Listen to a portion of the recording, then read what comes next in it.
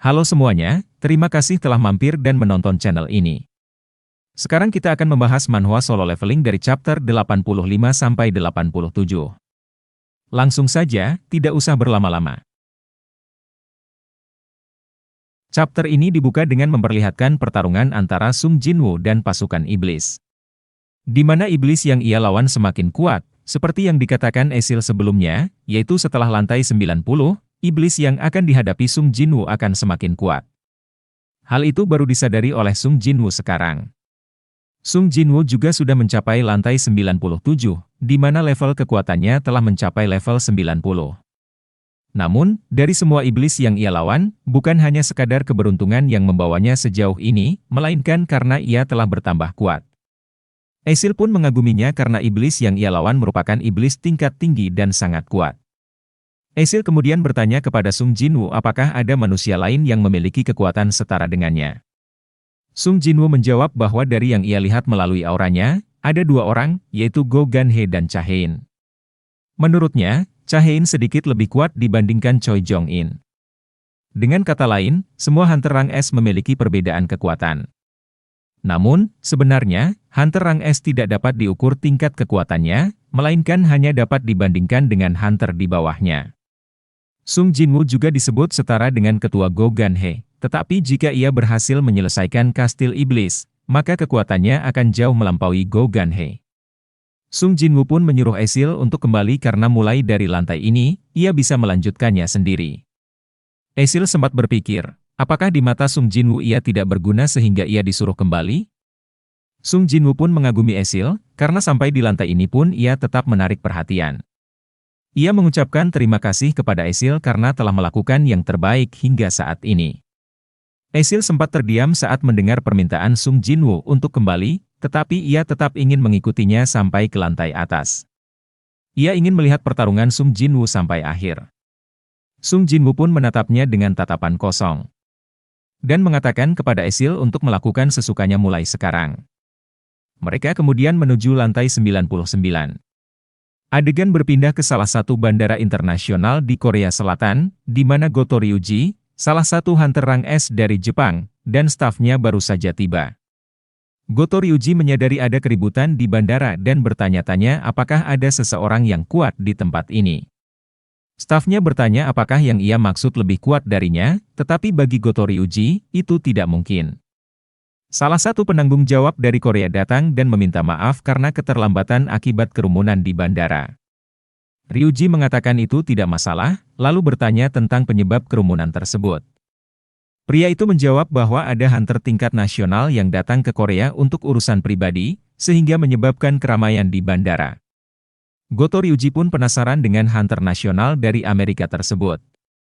Setelah beberapa saat, mereka akhirnya bertemu langsung dengan Go Ganhee. Go Ganhee mengagumi Goto Ryuji, karena ia adalah salah satu hunter yang mungkin setara dengan Liu Zigang dari Asia. Go Ganhee juga mengatakan bahwa orang yang ada di depannya ini bukan orang biasa. Jepang memiliki 21 Hunter Rang S, dan 11 di antaranya berasal dari Guild Draw Sword. Berbeda dengan Korea, di mana guild sering berkompetisi satu sama lain, Jepang didominasi oleh satu guild besar, yang juga merupakan guild terbesar di Asia setelah Cina. Staf yang berada di samping Goto Ryuji memperkenalkan dirinya sebagai Hanekawa, yang akan bertugas menerjemahkan setiap ucapan Goto Ryuji mulai sekarang. Hanekawa menjelaskan bahwa insiden yang terjadi di Pulau Jeju, yang bahkan berdampak pada salah satu pulau di Jepang, tidak bisa mereka abaikan. Mereka berjanji akan membantu Korea Selatan dalam raid kali ini. Secara singkat, tujuan mereka datang adalah untuk bekerja sama dengan Korea dan membentuk tim Hunter Elite. Go Ganhee mengulangi pernyataan tersebut, memastikan apakah Jepang ingin membentuk aliansi dengan Korea untuk menghancurkan pasukan semut di Pulau Jeju. Goto Ryuji membenarkannya. Go Ganhee menjelaskan bahwa Pulau Jeju sangat berbahaya, meskipun ia tahu bahwa hunter dari Jepang sangatlah kuat. Goto Ryuji pun meminta Hanekawa untuk menunjukkan sesuatu. Hanekawa lalu memberikan data tentang semut-semut itu. Goto Ryuji menjelaskan bahwa setiap semut setara dengan hunter tingkat tinggi, tetapi mereka memiliki kelemahan fatal, yaitu masa hidup mereka. Semut-semut itu hanya hidup selama 1 tahun, sehingga mereka akan mati setelah masa hidupnya habis. Jika mereka berhasil membunuh Ratu Semut, maka para semut akan mati dengan sendirinya dan tidak bisa berkembang biak lagi. Setelah 1 tahun, Pulau Jeju akan terbebas dari ancaman semut. Go Ganhe kagum dengan rencana ini, karena terdengar lebih efektif daripada membunuh seluruh semut satu persatu. Namun, membunuh Ratu Semut tidaklah mudah, karena para semut rela mati demi melindunginya. Goto Ryuji menjelaskan bahwa mereka akan mendobrak pertahanan semut. Ia mengatakan bahwa dalam 3 raid sebelumnya di Pulau Jeju, para semut selalu keluar dari sarang untuk menyerang para hunter yang ada di luar. Hanekawa menambahkan bahwa hal itu telah diteliti menggunakan alat deteksi sihir, dan jika mereka tidak percaya, mereka bisa memeriksa datanya. Goto Ryuji melanjutkan bahwa 10 hunter rang S, termasuk dirinya, akan ikut serta dalam raid Pulau Jeju. Mereka akan bertindak sebagai umpan untuk menarik para semut keluar, sementara hunter dari Korea akan masuk ke dalam sarang dan membunuh Ratu Semut. Go Ganhe dan yang lainnya terkejut mendengar bahwa 10 hunter rang S dari Jepang akan ikut serta. Ia berpikir bahwa strategi ini mungkin berhasil, tetapi mengapa para hunter rang S dari Jepang ingin terlibat dalam raid kali ini? Ternyata, tujuan Goto Ryuji adalah untuk mendapatkan pengakuan dan menjadi hunter tingkat nasional. Jika ia ikut serta dan selamat dalam raid ini, maka ia memenuhi syarat untuk menjadi hunter nasional. Jika ada keadaan darurat, hunter nasional dari Jepang akan dipanggil, dan mereka akan memiliki lebih banyak pengaruh. Bagi Korea, tidak ada alasan untuk menolak tawaran ini, karena mereka tidak memiliki cukup hunter untuk menyelesaikan raid sendiri. Saat ini, Korea hanya memiliki 8 hunter rang S, termasuk Go Ganhe, tetapi Byonggu sudah pensiun, sehingga hanya tersisa 6 orang yang bisa ikut. Go Ganhe berpikir apakah mereka bisa membunuh Ratu Semut dengan hanya mengandalkan hunter dari Korea. Ia menyadari bahwa peluang keberhasilan akan lebih tinggi jika Sung Jinwoo ikut serta, mengingat ia pernah menyelesaikan Dungeon rang A tingkat tinggi seorang diri. Namun, apakah Sung Jinwoo mau bekerja sama dengan hunter rang S lainnya? Di sisi lain, Go Ganhe juga tidak bisa menunda raid lebih lama lagi, karena semut-semut itu semakin berkembang. Awalnya mereka tidak bisa terbang, tetapi sekarang mereka sudah memiliki kemampuan tersebut. Go Ganhe mengatakan bahwa ia akan mempertimbangkan rencana ini dan akan melihat lebih lanjut data yang mereka berikan sebelum mengambil keputusan. Sementara itu, di Kastil Iblis, Sung Jinwoo telah mencapai level 93 dari sebelumnya level 90. Ia dan Esil telah sampai di lantai 100, di mana suasana terasa berbeda dari lantai sebelumnya. Lantai 100 tidak terbakar seperti lantai-lantai sebelumnya. Tiba-tiba, sesosok makhluk muncul di hadapan mereka, mengeluarkan aura sihir yang sangat kuat hingga Sung Jinwoo langsung menyadarinya. Makhluk itu ternyata adalah Raja Iblis Baran, yang datang menaiki kendaraan berbentuk naga. Sung Jinwoo merasakan aura yang tidak biasa dari makhluk ini, karena kekuatannya sangat luar biasa. Apakah Sung Jinwoo mampu mengalahkan Raja Iblis Baran? Esil pun sempat tidak percaya dengan apa yang dia lihat, karena musuh yang ada di hadapan mereka memiliki haus darah yang sangat kuat. Apalagi, ini pertama kalinya Esil bertemu dengannya, yaitu Raja Iblis Baran. Sung Jinwoo juga sempat mengaguminya sedikit, karena aura yang iblis itu pancarkan sampai-sampai membuat Esil pun ikut merasakannya. Kemudian, musuh yang akan menyusahkannya adalah hewan tunggangan iblis Baran, yaitu Wife. Sung Jinwoo sempat kaget karena Wife ini berbeda dengan kuda Esil sebelumnya, dan ini pertama kali dia melihatnya. Dia juga memikirkan apakah setiap iblis menggunakan tunggangan seperti ini? Iblis Baran pun terbang ke atas dari tempatnya itu. Sung Jinwoo masih saja sempat-sempatnya memikirkan tunggangan iblis Baran itu, karena jika dia bukan iblis, apakah Sung Jinwoo bisa menjadikannya sebagai pasukan bayangannya? Iblis Baran pun menggunakan salah satu skillnya. Skill itu menciptakan sejumlah gerbang dalam jumlah yang sangat banyak. Beberapa pasukan iblis pun keluar dari gerbang itu. Jumlah yang keluar dari gerbang tidaklah sedikit, melainkan sangat banyak. Sung Jinwoo dan Esil pun dihadapkan dengan pasukan iblis yang jumlahnya sangat banyak di hadapan mereka. Dari pandangan Sung Jinwoo, iblis yang dia lihat mungkin setara dengan hunter rang A, dan yang dia lihat sekilas dengan matanya, ada sekitar 1000 pasukan iblis. Iblis-iblis itu langsung hendak menyerang Sung Jinwoo. Esil pun menanyakan kepada Sung Jinwoo apa yang harus mereka lakukan sekarang. Karena para iblis itu semua sudah menyerang ke arah mereka. Esil pun panik sampai memanggil Sung Jinwoo, karena Sung Jinwoo masih saja berdiam diri dan belum menyerangnya. Pasukan iblis sudah mulai mendekati mereka. Ternyata, Sung Jinwoo sudah memasang strategi di mana belum saatnya dia mengeluarkan pasukannya dan masih menunggu waktu yang tepat. Ketika iblis itu sudah dekat dan berada di hadapan mereka, Sung Jinwoo pun langsung menggunakan skill yang meningkatkan kekuatan pasukan bayangannya. Seperti yang dia lakukan di Dungeon Rang A sebelumnya. Dia pun berteriak kepada pasukannya, "Bangkitlah, karena waktunya sudah tepat untuk menyerang." Pasukan Sung Jinwoo pun muncul dari arah bawah dan menusuk pasukan iblis itu. Satu persatu dari mereka pun muncul dan menusuk pasukan iblis itu dari bawah. Esil pun tidak percaya dengan apa yang dia lihat, karena kekuatan Sung Jinwoo sangatlah besar di matanya. Pasukan Sung Jinwoo pun mulai bangkit dengan sempurna. Beberapa iblis raksasa mencoba menyerang Sung Jinwoo dengan jarak dekat. Namun, Tank, Iron, Igris, dan Tus tidak mau dia melihat rajanya diserang oleh musuh. Mereka pun menyerang pasukan iblis dengan brutal. Terlihat, Tank menyerang raksasa iblis tanpa ampun.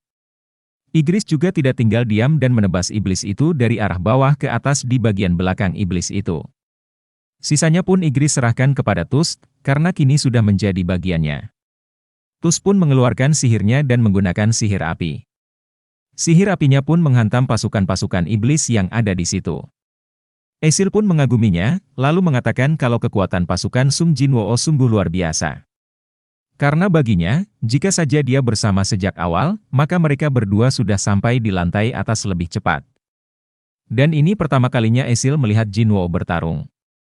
Tapi Raja Iblis ini tidak mudah untuk dikalahkan, karena Iblis Baran adalah penguasa di lantai teratas.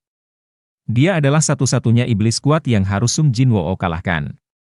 Kemudian, yang dia pikirkan adalah kepada siapa dia harus berpihak, karena dia adalah seorang iblis, sedangkan seseorang yang bersamanya tadi adalah manusia. Jika dalam posisi sekarang, dia harus ada di pihak siapa? Iblis Baran pun mengeluarkan petir dari dalam mulutnya. Lalu, dia menghembuskan petirnya ke arah atas, lebih tepatnya ke arah langit-langit.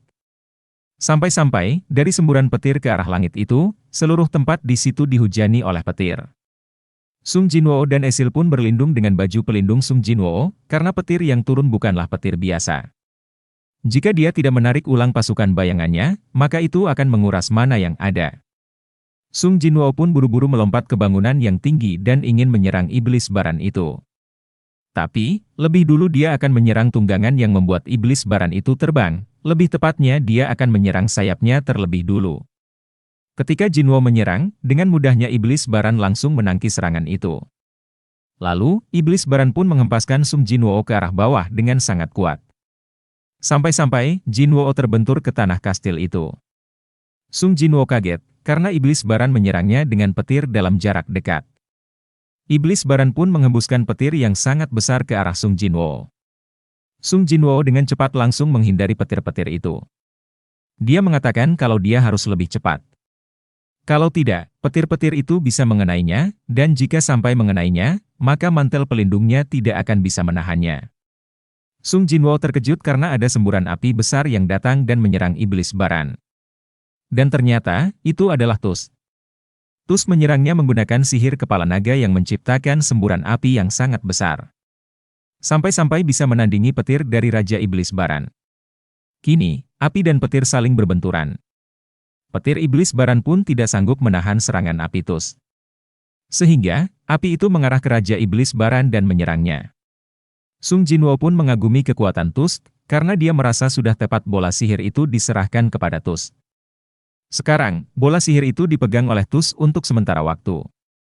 Iblis Baran dan tunggangannya pun terjatuh dari atas akibat serangan sihir Tus itu. Akhirnya, dia turun dari atas. Karena bagi Sung Jinwoo, dia sudah lelah melihat ke atas terus-menerus. Iblis Baran pun menghampirinya, dan mereka akan bertarung. Apalagi, Iblis Baran sudah turun, jadi ini akan memudahkan Jinwoo untuk menyerangnya. Beberapa keterampilan tidak memerlukan mana, seperti kendali mutlak dan prajurit bayangan. Kendali mutlak memungkinkan pengguna menggerakkan benda tanpa mana, meski efektivitasnya tergantung pada keahlian dan berat benda tersebut. Sementara itu, prajurit bayangan bisa dipanggil tanpa mana, asalkan sudah disiapkan sebelumnya. Namun, jika pasukan bayangan dihancurkan, regenerasi mereka akan menguras mana. Jika mana habis, pasukan akan menghilang. Inilah alasan mengapa meningkatkan kecerdasan sangat penting untuk memperbesar kapasitas mana. Meski begitu, konsumsi mana untuk pasukan ini sangat besar. Jika pasukan yang hancur tidak dipulihkan, pengguna harus terus menghabiskan mana dalam jumlah besar untuk memanggil mereka kembali. Jadi, apa sebenarnya rahasia di balik pasukan ini? Beralih ke pertarungan, di mana iblis Baran menghembuskan petirnya ke arah pasukan Sung Jinwoo, lebih tepatnya ke arah Tusk. Tusk juga tidak punya cara lain selain menghadapinya langsung. Sung Jinwoo sudah banyak kehilangan mana, dan iblis Baran tidak memberikan waktu sedikit pun untuk mengisi mana kembali, karena setiap kali Sung Jinwoo mencoba mengisi mana, iblis Baran selalu menyerangnya. Pasukan bayangannya yang kuat seperti Tusk dan yang lainnya menggunakan banyak mana saat bangkit kembali. Namun, bagi Sung Jinwoo, tidak mungkin menarik pasukan terkuatnya, karena jika tidak, ia akan kesulitan melawan musuhnya itu. Maka dari itu, Sung Jinwoo harus segera menyelesaikan pertarungan sebelum mananya terkuras habis. Iron pun mencoba menyerang iblis Baran, tetapi iblis Baran dengan mudah menyerangnya balik. Hingga akhirnya, iblis Baran menusuk Iron tepat di wajahnya, membuat Iron hancur oleh serangan tersebut. Igris tidak hanya dia melihat temannya dihajar oleh iblis Baran. Ia pun mencoba menyerang iblis itu. Ketika Igris menebasnya, ternyata iblis Baran dengan mudah menahan serangan itu hanya dengan satu tangan kosongnya. Igris pun dihantam petir oleh iblis Baran hingga akhirnya ia hancur. Sung Jinwoo tidak tinggal diam melihat pasukannya diserang begitu saja. Ia mulai menyerang iblis Baran dengan serangan bertubi-tubi, tetapi semua serangannya dengan mudah ditangkis oleh iblis Baran. Sung Jinwoo terkejut karena serangannya tak ada yang berhasil mengenainya. Namun, yang lebih mengejutkan lagi, iblis Baran tiba-tiba memegang kepalanya dan mengangkatnya ke atas seperti anak kecil. Iblis Baran pun bersiap untuk menyerangnya dalam jarak dekat. Namun, Iron dan Igris tidak tinggal diam melihat raja mereka dalam bahaya. Mereka langsung menahan serangan iblis Baran itu. Sung Jinwoo tidak ingin menyia-nyiakan kesempatan, lalu menusukkan kedua dagernya ke dada iblis Baran. Ketika iblis Baran ingin menyerang Sung Jinwoo lagi, Igris sudah lebih dulu menusuk tangannya dan menahannya agar tidak bisa bergerak. Iblis Baran pun terjebak, hingga akhirnya dagger milik Sung Jinwoo terlepas dari genggamannya. Sung Jinwoo mulai menebas tubuh iblis Baran berkali-kali. Iblis Baran semakin emosi dan berteriak sambil mengeluarkan petir yang sangat besar. Petirnya sampai membuat seluruh area di sekitar mereka terpental jauh dari tempat ia berdiri, termasuk Sung Jinwoo. Iblis Baran sudah tidak punya cara lain selain mengeluarkan kedua pasangan daggernya. Sung Jinwoo juga tidak mau kalah dan mencoba melawannya dengan kedua dagger miliknya. Mereka berdua saling berhadapan dan bersiap untuk menyerang. Keduanya maju dan saling beradu kekuatan dalam pertarungan sengit. Iblis Baran menyerang Sung Jinwoo dengan salah satu daggernya, menyerang bertubi-tubi, tetapi semua serangannya ditangkis oleh Sung Jinwoo. Mereka berdua bertarung dengan kecepatan tinggi, saling menyerang tanpa henti. Namun, tiba-tiba, iblis Baran mencoba menyerang Sung Jinwoo dengan petir dari mulutnya dalam jarak dekat. Sung Jinwoo terkejut dan terpaksa menahan serangan itu dengan kedua daggernya. Ia berhasil menangkis serangan itu dan mengarahkannya ke atas. Namun, akibatnya, kedua dagger miliknya terlepas jauh dari genggamannya. Sung Jinwoo tidak bisa berbuat apa-apa karena senjatanya telah terlempar jauh. Iblis Baran tidak mau menyia-nyiakan kesempatan dan langsung menyerang Sung Jinwoo. Namun, Sung Jinwoo menahan serangan iblis Baran dengan kedua tangan kosongnya. Ia tidak percaya dengan kekuatan iblis Baran yang begitu besar dan mana yang terus dikeluarkan tanpa henti. Iblis Baran kembali mencoba menyerangnya dengan petir, tetapi tiba-tiba ia terkena serangan dari sesuatu. Ternyata, itu adalah sebuah senjata yang menyerangnya. Sung Jinwoo terkejut dan bertanya-tanya siapa yang melakukannya. Ternyata, yang menyerangnya adalah Esil, yang menggunakan senjatanya tadi. Iblis Baran menoleh ke arah Esil karena merasa terganggu oleh serangan itu. Sung Jinwoo tidak mau menyia-nyiakan kesempatan ini. Ia pun menggunakan salah satu skillnya yang membuatnya mengeluarkan aura mematikan. Iblis Baran terkejut karena Sung Jinwoo mencoba menyerangnya. Tiba-tiba, Sung Jinwoo menarik kedua lengan Iblis Baran dan memutuskannya. Iblis Baran terkejut dengan kekuatan Sung Jinwoo, tanpa membuang waktu, Sung Jinwoo langsung menyerangnya dan mengakhirinya dengan satu pukulan keras ke bawah kepala iblis Baran. Pukulan itu begitu kuat hingga membuat kepala iblis Baran terlepas dari tubuhnya dan terlempar ke udara. Esil melihatnya dengan tatapan tidak percaya bahwa Sung Jinwoo berhasil membunuh iblis Baran. Iblis Baran pun akhirnya kalah. Sistem memberitahu bahwa Sung Jinwoo telah mengalahkan iblis Baran. Sung Jinwoo juga mendapatkan hadiah dari quest yang sebelumnya diberikan oleh sistem, seperti jiwa Baran dan hadiah lainnya. Quest ini pun berhasil diselesaikan oleh Sung Jinwoo. Esil menghampiri Sung Jinwoo. Sung Jinwoo terduduk lalu menyuruh Esil untuk memberitahukan kepada ayahnya bahwa klan mereka kini telah menjadi nomor 1.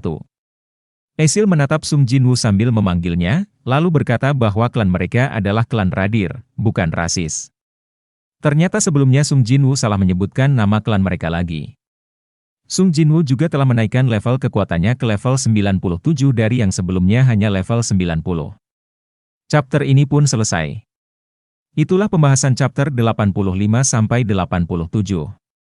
Jika ingin update chapter selanjutnya, ikuti terus agar tidak ketinggalan update berikutnya.